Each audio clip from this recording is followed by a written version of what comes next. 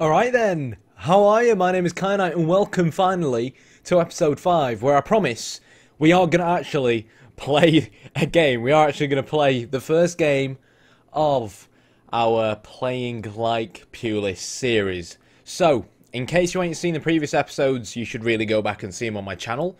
And hit the like button here and the subscribe button whilst you're on my channel. But if you don't want to go back and see what's happening because you can't be asked looking at pre-season or looking at what's going on tactically, basically we had a relatively successful pre-season, but we might not have a particularly successful opening game of the season up against obviously the defending champions Antonio Conte's Chelsea.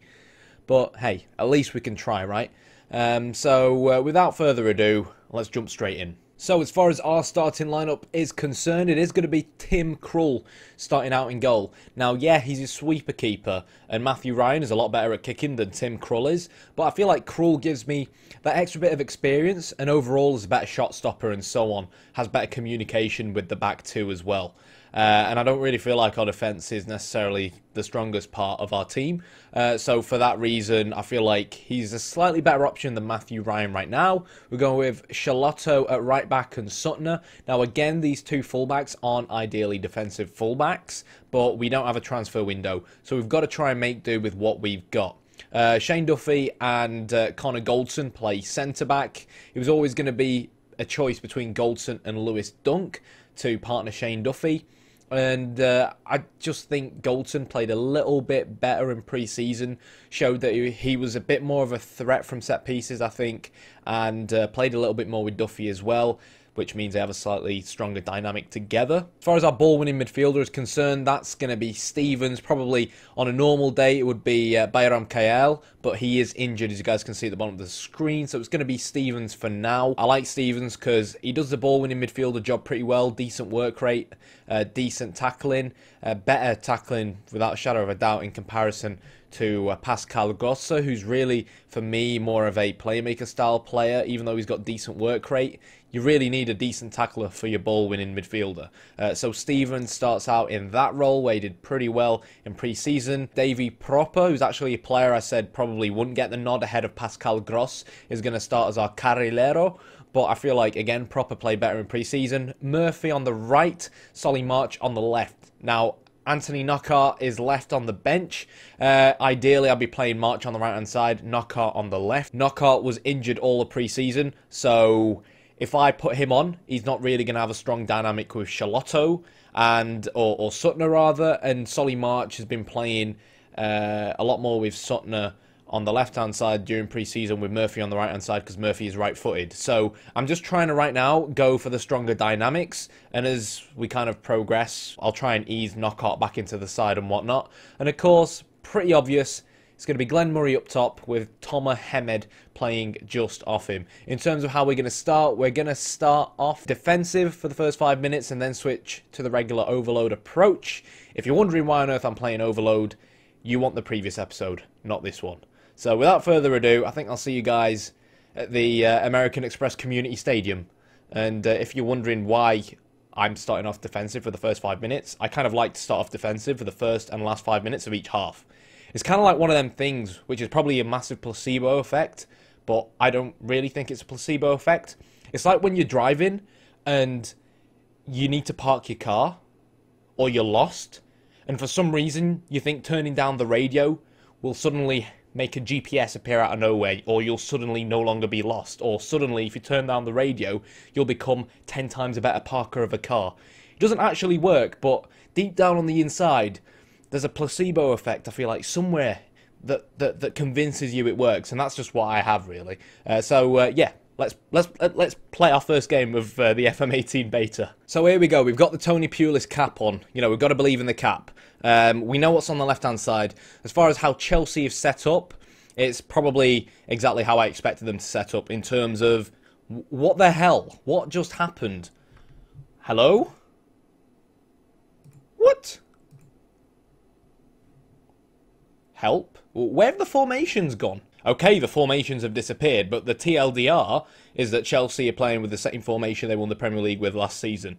And going into this, because we're really focusing more on trying to replicate the Pulis style of play, I'm not really going to try and tailor how we play to try and beat the opposition like I kind of normally do in a normal save and like I was doing on my Blackburn save in FM17, because we're in the process of trying to build a structured tactic here. Not trying to deviate from it too much, but obviously we will create small tweaks if it really feels necessary. I'm not really expecting to win this game. Team talks are going to be incredibly difficult for me. Sunday League reputation, no idea what the hell they've done with this Team Talk UI. I mean, we used to hate the previous Team Talk UI because it used to take ages, right, to just give a simple Team Talk. And they've gone and given us more clicks. It just doesn't make sense. I swear to God, it seems like much more of a chore and so many more clicks this year. So obviously they're going to struggle to take me seriously. So I'm going to tell them I know we're the underdogs out there and just see if I can give the players a little bit of self-belief. I mean, to be fully honest, at this current moment in time, as long as no one goes red, I think it would be considered a relatively decent team talk, because we are going into this game with pretty decent morale, regardless, because of our decent pre-season. This is nice, but I mean, you know, these kind of things get boring pretty fast. I think we should probably move the match stats to the bottom. Again, I really miss the old UI. I'm not really quite sure what they've done. Okay, we're about a minute in. So demand more, which is what I always do around 5 minutes in. And one thing I do like about this new UI is that you can see recent events. So it gives me a good idea of, because sometimes match stats can be very misleading and you see like the opposition getting loads of shots. So when you're playing with a counter-attacking tactic like this, you're not really that bothered of the opposition getting loads of shots if most of them come from the outside of the box, because it means you're actually defensively doing okay, you're doing your job. And obviously we're not really expecting to get that many attacking opportunities either. So that's it, 5 minutes in, we've stayed solid, which was the name of the game. We're now going to switch to our normal approach. Is it suicide going overload against Chelsea? We'll have to wait and see. Charlotto plays a ball to Proper. It's a really good tackle from Conte.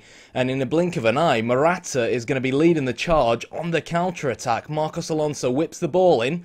And, well, that was Chelsea by the book, that, really, trying to play on the counter-attack. And N'Golo Kante, who won the ball out wide. And it's Shane Duffy who actually heads the ball back out. I do believe we are on key highlights. I hope we are.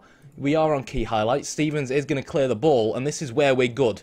On the counter-attack, but instead, Tom Mohamed hoofs it forwards towards the linesman. We're certainly limiting the opportunities that Chelsea have. We're not seeing most of the possession, which isn't a surprise. But considering we're obviously on overload, defensively, we've not actually been too bad. Demand a bit more of the players. One of the issues with obviously playing the Pulis way is quite simply that your players are going to pick up cards, and that's obviously going to have to be something we're going to have to try and deal with in terms of disciplining our players and whatnot. So approaching the last 5 minutes of the first half, we're going to switch back down to defensive. Don't want to concede in the last 5 minutes of the half.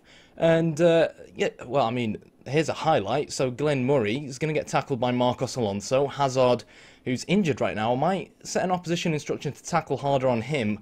Willian plays a ball out wide to Dave, and we just about get rid of it. Generally speaking, yes, we've had no shots on target. Yes, we've had 32% possession. But for God's sake, we're Brighton, right? If this is still 0-0 come half-time, they'll be calling me a tactical genius on Match of the Day.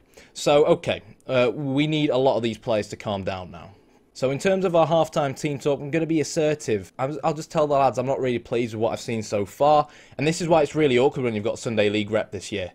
You'll get players who look fired up and whatnot. And then you'll just have like that one odd player who just looks to switch off.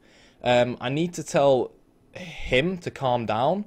You need to play it calm. He seems motivated, that's good. What I'm going to do at half-time, and maybe not an ideal thing to do, because obviously we've got 3 players who are on yellow cards already, is actually bring on Anthony Knockaert out on the left-hand side. I am training him to improve out on the left-hand side, so we'll have to see where that takes us.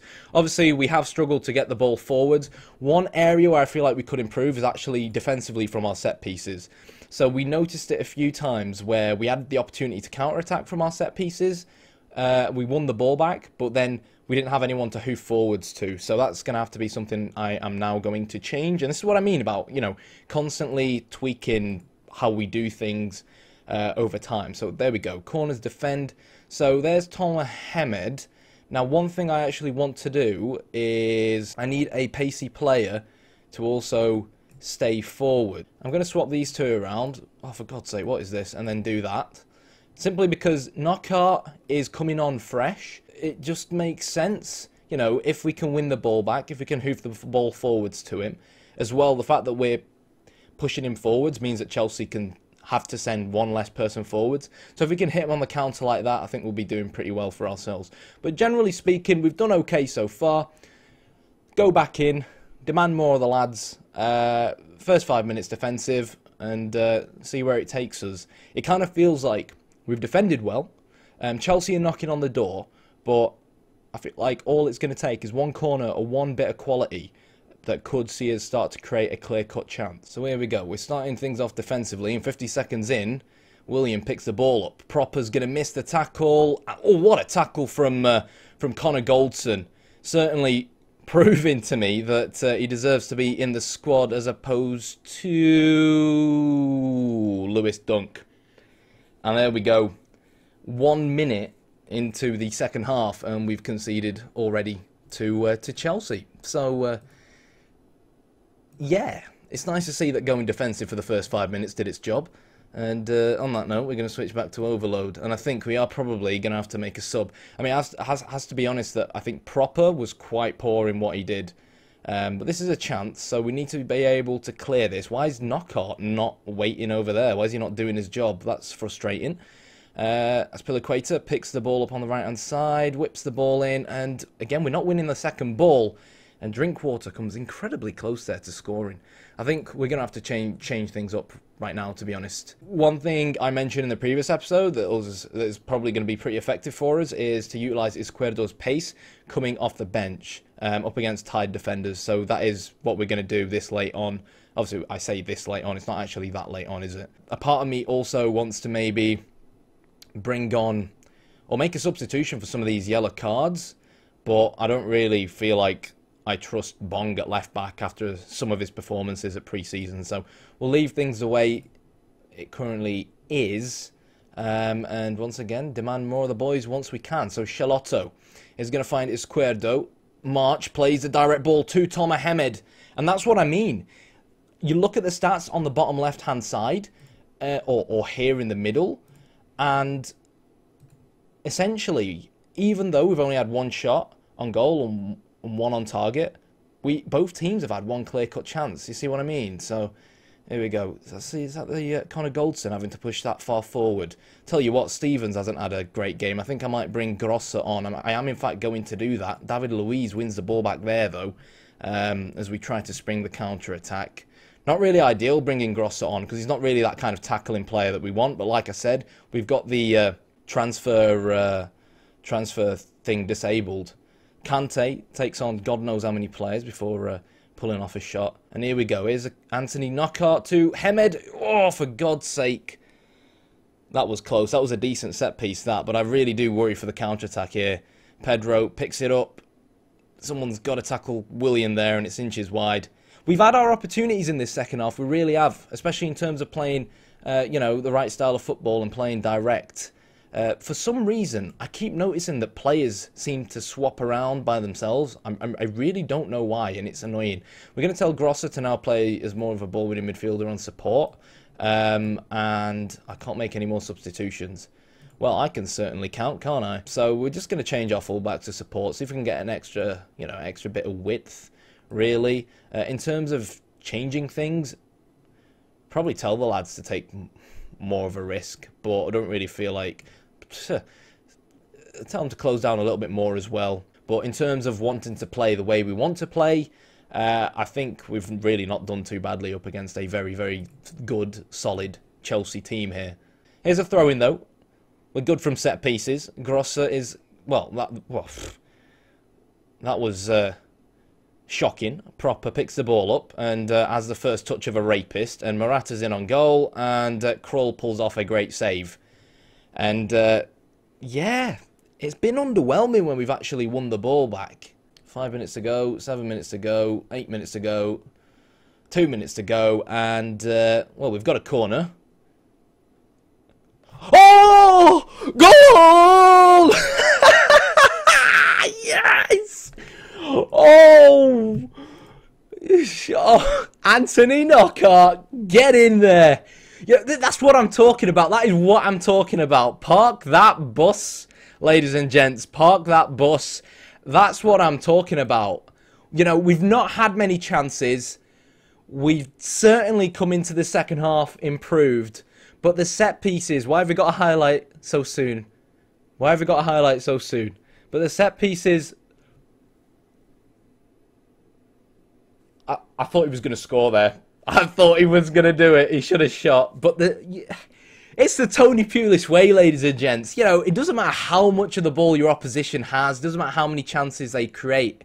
At the end of the day, Chelsea created 2 clear-cut chances to our 1 clear-cut chance. They came, you know, and we made their life incredibly difficult. Marcos Alonso had a 0% cross completion ratio, and credit where it's due to Charlotto. I think he's called Charlotto. I still need to get familiar with this Brighton side.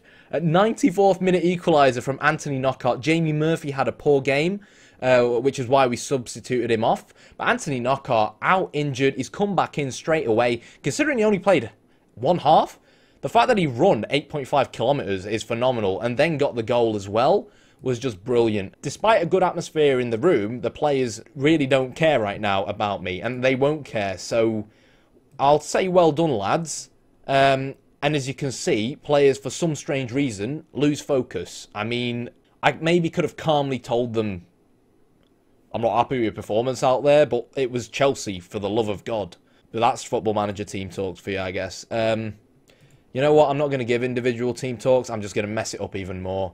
End team talk. The players are fired up and the atmosphere amongst the squad is growing. So even though obviously some players kind of reacted negatively to the comments, we wanted a point. We grabbed the point, playing a Pulis way. It puts us 8th in the table already. In terms of dynamics, our match cohesion is finally no longer red, which is awesome. Dressing room atmosphere has improved. My reputation, though, is still very, very low in terms of the managerial support I'm getting from the players. But that is going to be it from this episode. We've been fined already, Jesus Christ. So, hopefully, I'm starting to prove that we played most of that game on overload. But because we are playing structured and we have our defensive unit of the flat back 4 and the ball-winning midfielder in front of them, it still keeps us defensively sound. And yes, the stats showed that Chelsea created a lot of opportunities, but in terms of key highlights, they really didn't create much. Let's be honest, they really didn't create much. And we looked pretty good on the counter-attack. It looked like a lot of Chelsea's opportunities came from Conte winning the ball back, and I think that was the difference between the two sides. Stevens, for us, had a bit of a poor game. We don't really have an out-and-out natural ball-winning midfielder, because I can't emphasise in a counter-attacking tactic how important it is to be able to have a good ball-winning midfielder, someone physical in front of the defence, you know, like a Steven Zonzi type player who'll win that ball back and give you something to build off going forwards, because you want to try and catch out the opposition when they're throwing fullbacks forwards, especially in case of Chelsea where they play with a static back 3. That makes it even more difficult for us to counter-attack them. You see what I mean? Realistically speaking, if we had maybe slightly pacier wingers and slightly more adventurous fullbacks, tactically, we could have taken advantage of the fact that they played with 1 wing back on either side and try and double up on them. But, hey, we got a point. I'm absolutely thrilled with a point. And if you enjoyed the video, hit the like button, hit the subscribe button. I am sick and tired of wearing this hat. It makes my head itch. But it obviously helped us play the Tony Pulis way. So until next time, when's the next episode going to be? I want it to be the Burnley match, because I'm a Blackburn fan. I don't like Burnley. I really want to beat Burnley. But Burnley doesn't really seem like a very entertaining game, does it? Huddersfield is certainly going to be an important game. We'll do Burnley for the next episode, and then the Huddersfield game after that, because it's an important relegation 6-pointer, I think, and it's away from home as well, so it's going to be interesting with that, shadow of a doubt. Stoke are going to be our next team that we face in the Premier League. They seem to have lost their first game of the season 2-0 against Man United. If you like the video, hit the like button, hit the subscribe button. Ramadan Subhi was a player we almost signed on loan, but they wanted money and we didn't have money. Thanks for watching. See you next time.